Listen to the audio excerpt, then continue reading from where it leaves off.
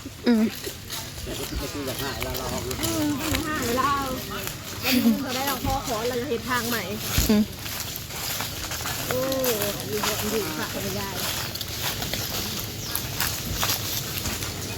มีเก็บผักส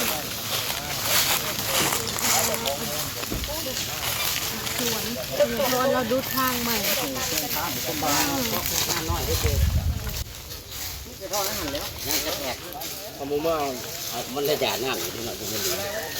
นี่บอกว่าพ่อกระน้ำกินพ่อระยะน้ำแล้วพ่อต้องกินพ่อจะแหลกเบื้องดูกินไม่ทันได้กระติกนะคือมีลายอยู่เห็นเขาค้นขึ้นรถคันใดน้ำอาจารย์น่ะย่างอยู่น่ะเนาะห่วยอยู่ในท้ายเจน้ำน่ะเดี๋ยวมาย่างอยู่มาน้ำ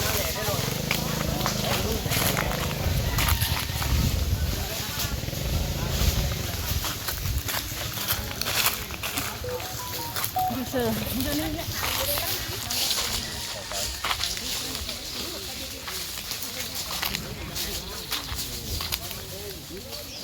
โอ้ยแล้วตัวพวกไงต้องขาดแต่ตัว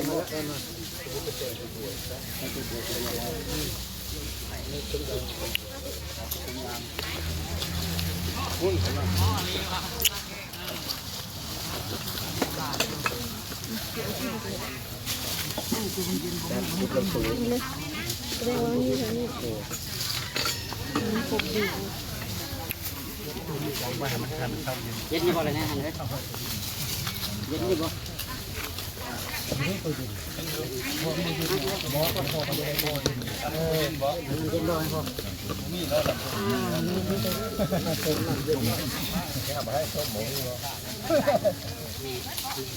ระวังผมมีดูนะ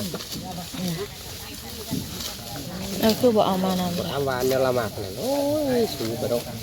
พ่อบริเป็นคนแก่แม่มาเน่าถ้าเราเช็คไปบนเลย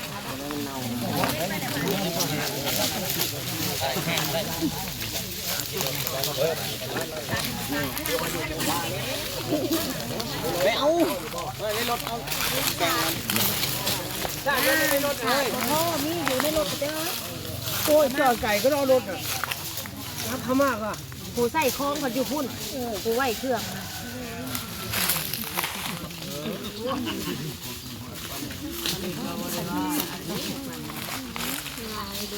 งานนั่นนี่ใส่สาดกระสอบมันเขาลองใส่พุ่นปนัดอีเมฆผ้าเห็ดเนี่ยพ่อแล้วมันร้ายแล้วเฮ็ดได้เพียงลูกเคยเพิ่นน่ะมาได้เป็นเวียกเป็นงานเป็นเบิดตู้หนึ่งเลยในเฮือนยังบ่พออยู่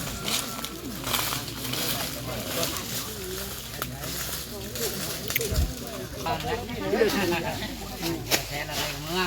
แต่เก่าวันนี้แหละคนเลี้ยงไม่ได้นะโมตัสสะภะคะวะโตอะระหะโตสัมมาสัมพุทธัสสะนะโมตัสสะภะคะวะโตอะระหะโตสัมมาสัมพุทธัสสะนะโมตัสสะภะคะวะโตอะระหะโตสัมมาสัมพุทธัสสะนะโมตัสสะภะคะวะโตอะระหะโตสัมมาสัมพุทธัสสะนะโมตัสสะภะคะวะโตอะระหะโตสัมมาสัมพุทธัสสะธังสรณังคัจฉามิพุทธังสรณังคัจฉามิธัมมังสรณังคัจฉามิธัมมังสรณังคัจฉามิสังฆังสรณังคัจฉามิสังฆังสรณังคัจฉามิโอติยัมปีพุทธังสรณังคัจฉามิโอติยัมปีพุทธังสรณังเ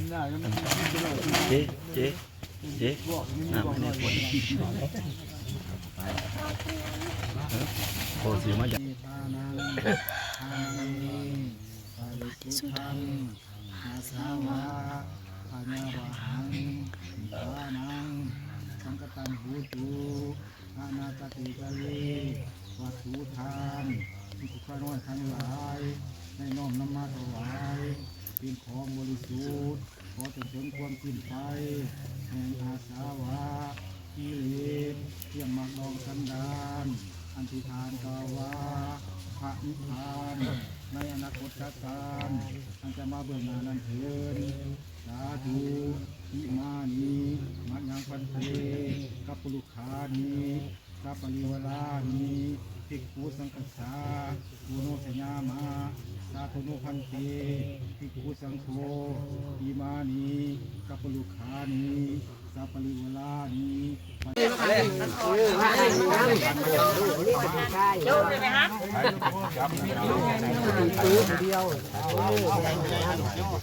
เพราะนั่นต่อไปโยมมานี่ทำเด้อจับต่อกันเด้อ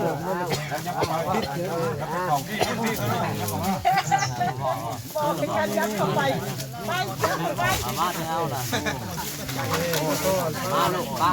ทำเด้อมาลูกหลาน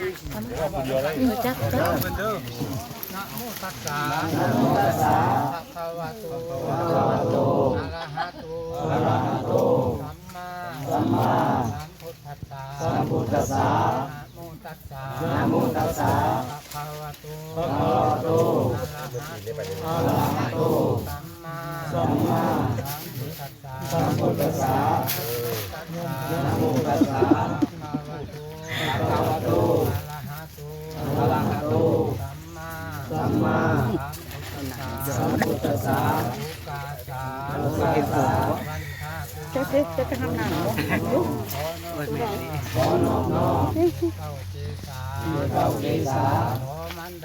ขอมันดาแม่เกิดอุปเสริฐเรื่องโลกวังผลกำบันดลหนีจากโลกนี้กำคำสามวาจากรรมสีมโนกรรมสามเฮาลูกหลานนิทังกัญญาโกดีนิทนาโกดี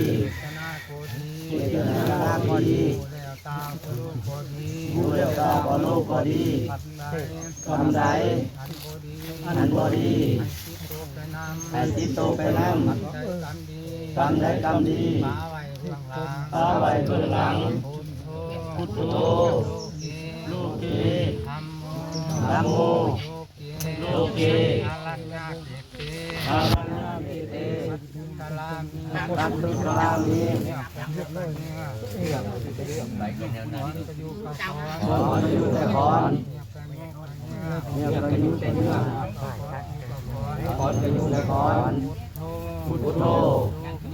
โลกีให้สูงเขาเตี้ยบดซิดเขาโยสัตว์โลกตัวนี้แต่เก่ามันเนี่ยนะ อยู่ลุ่มได้ พ่อเฮ้ยแต่เก่าไปหองง่ายเป็นยังไงอยู่ง่ายเขาอยู่ตรงนั้นบ่ธรรมดามันจะอยู่สองคนเลยนี่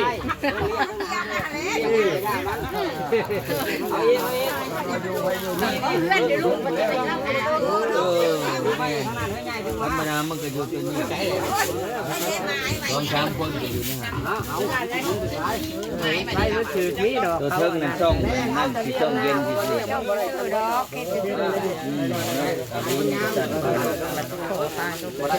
ไม่นั่งก็กินถ่ายมุกไปกันเลยนั่นเลยคุณจะไปไหนเนี่ยอยู่เทิงเนี่ยเด็กถือต่ออันนี้เขาเอิ้นน่ะธาตุท้องชันธรรมดามันก็อยู่ชั้นตัวลูกอย่าง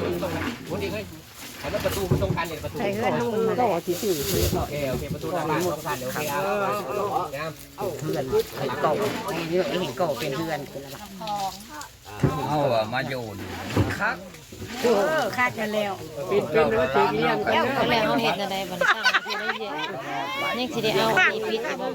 ยู่บ่มันไปอยู่ผลทุกได้เนาะโอ้ยไปกับแม่เบิ่งเลยว่าจะไปไกลของคอยนั้นก็ยังไม่โอกาสไม่เห็นเท่านั้นป้าแม่ถึงเมื่อไหร่เดียวนี้ถกไม่ได้ถกออกว่าป้าอันนั้นน่ะ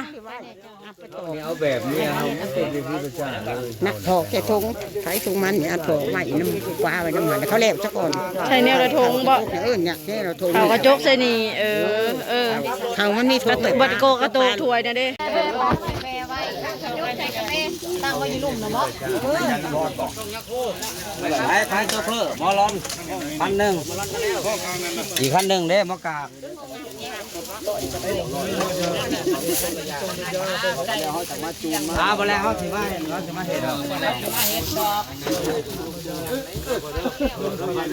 ตัวล้มนั่นแหล้ว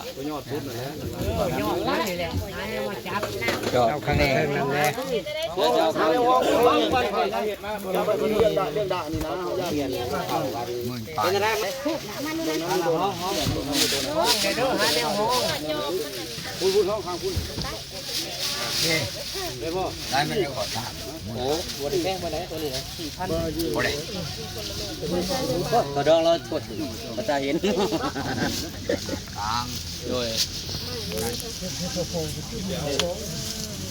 แล้วคือบอกเป็นได้ได้อยู่เฮ้ยทำนั้นนั่นน่ะเดี๋ยวหนามาจะกินแล้วมาลินะบ่บ่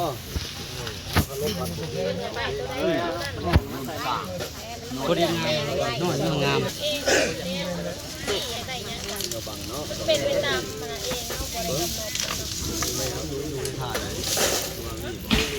มีปลาที่เนาะขายถอยระบาดตู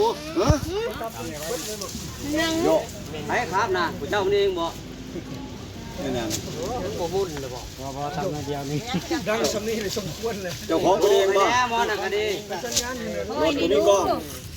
รถตู้มันจะตู้กันนั่นแน่อยู่แล้วมันเจ้าของตู้มาทางไหนใครรอกเจ้าของเองเจ้าของรถมันจะร้องโค้งรถมันดิ